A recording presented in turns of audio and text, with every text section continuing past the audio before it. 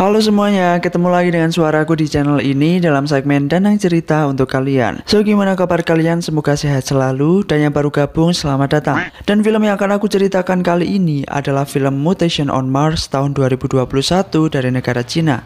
Perjalanan para astronot yang harus bermutasi ke Mars untuk misi penyelamatan.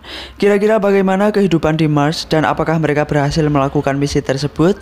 Let's get to the movie. Di awal film kita diperlihatkan kondisi Mars pada tahun 2024, di mana beberapa ilmuwan aliansi terlihat sangat panik. Ternyata itu adalah kejadian 30 menit sebelumnya. Seorang ilmuwan geologi aliansi program ke Mars yaitu Feng Weiyi sedang melakukan penelitian di permukaan planet Mars.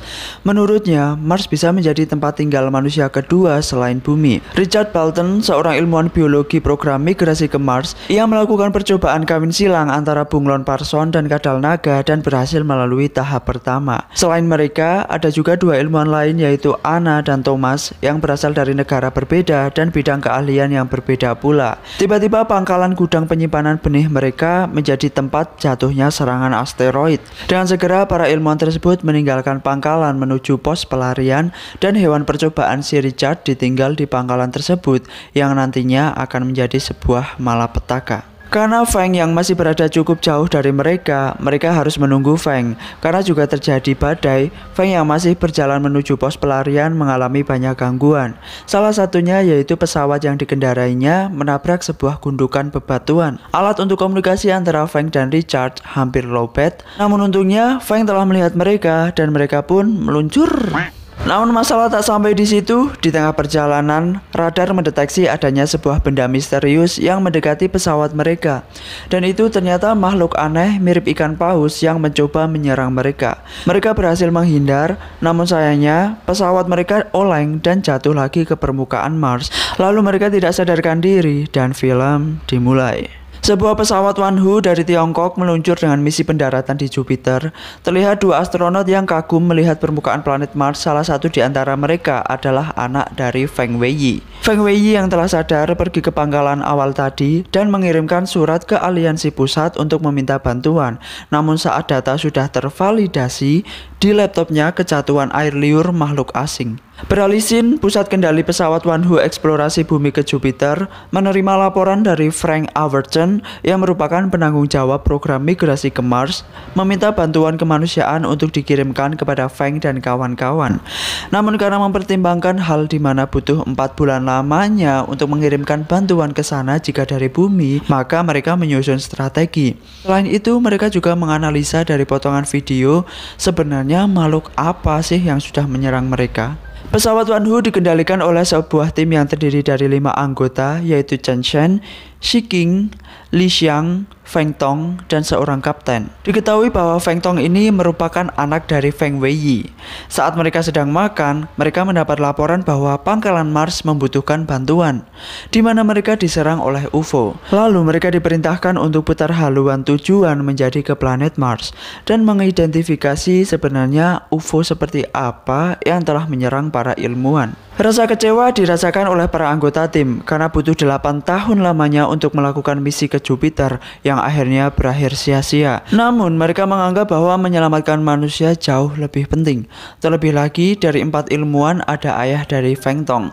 Maka dengan segera kapten membagi tugas masing-masing, di mana Chen Shen tetap berada di pesawat Wanhu untuk pusat komunikasi, kemudian Xi Qing bertugas dalam bidang medis dan penyelamatan, Li Xiang bertugas melakukan penelitian biokimia di pangkalan Mars untuk memeriksa UFO, sedangkan Kapten dan Feng Tong sebagai pilot dan kopilot atau pendamping pilot utama. Mereka harus sampai di Mars sebelum petang.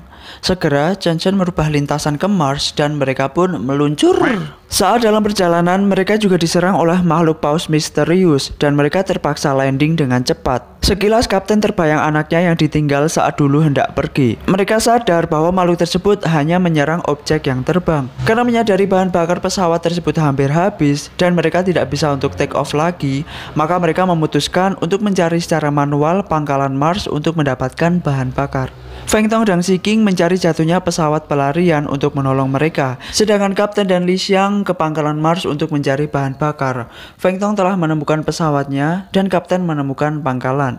Lalu Feng Tong meminta mengirimkan koordinat pangkalan Mars. Di dalam pesawat, Feng Tong menemukan ketiga ilmuwan yaitu Richard, Anna, dan Thomas. Sayangnya Profesor Thomas sudah innalilah, sedangkan ayahnya yaitu Feng Weiyi tidak ada di sana. Dengan segera mereka membawa para ilmuwan ke pangkalan. Profesor Anna yang merupakan salah satu ilmuwan mengalami pergeseran tulang pinggul dan segera diobati oleh Shiking. Li Xiang dan Feng Tong melihat tapak kaki yang berlumuran darah berjalan mengarah ke ruang biokimia. Akhirnya mereka masuk dan ternyata di sana ada makhluk mutan berwujud bunglon ciptaan Profesor Richard yang telah menjadi besar.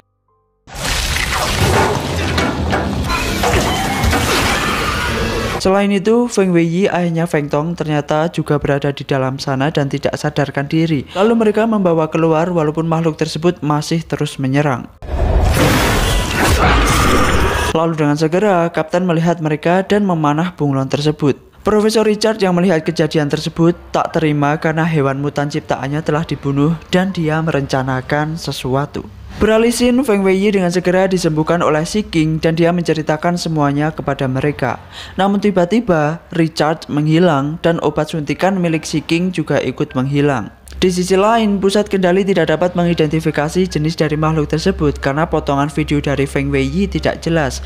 Dan mereka juga memberi informasi kepada Chen Shen bahwa dalam 12 jam lagi, asteroid berdiameter 500 meter akan menghantam Mars. Namun sialnya, Chen Shen putus komunikasi dengan tim yang berada di Mars. Beralih ke scene lain, ternyata Richard yang membawa obat tersebut dan dia menyuntikkannya ke makhluk mutan ciptaannya supaya hidup kembali. Emang udah benar-benar gila ini ya Richard ini. Saat mereka mengetahui hal itu, dengan bangganya Richard mengatakan bahwa makhluk tersebut adalah hasil ciptaannya dan makhluk paus misterius yang di luar angkasa sono yang tadi nyerang mereka itu juga merupakan ciptaannya. Ia menggabungkan embrio paus balin dengan mikroba yang ada di meteorit. Nah gini nih jadinya kalau kepintaran itu dimiliki oleh orang yang salah. Lalu dengan segera bunglon tersebut hidup kembali dan Richard langsung disantap mampus. Bunglon tersebut menjadi lebih kuat setelah disuntik cairan dan menyatap Richard dan langsung menyerang mereka. Akhirnya mereka menghindar namun terperangkap di suatu ruangan yang mana jalan satu-satunya diblok oleh bunglon itu. Dan di sana mereka terhubung kembali dengan Chen Shen yang memberitahu mengenai kabar jatuhnya asteroid tersebut dalam 10 jam lagi. Namun Chen Shen sudah mengirimkan pesannya itu 6 jam lalu, yang mana hanya tersisa waktu 4 jam untuk mereka menyelesaikan semuanya. Lalu mereka membuat rencana dan Li Xiang merangkai sebuah bom, namun kekurangan satu bahan yang tidak ada di sana dan hanya ada di dapur, yaitu gula. Baru tahu aku bikin bom ternyata pakai gula. Lalu Feng Tong memegang bom tersebut, sementara Kapten menyerang bunglon menggunakan obor api, dan yang lainnya pergi menyelamatkan diri keluar dari pangkalan tersebut.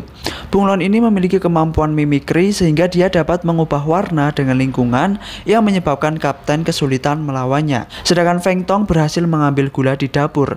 Tapi di sini ada drama nih guys. Feng Tong ini melihat foto dirinya dan ayahnya di sana dan malah memandanginya cukup waktu yang lama. Sedangkan Kapten di luar sedang menghadapi bunglon.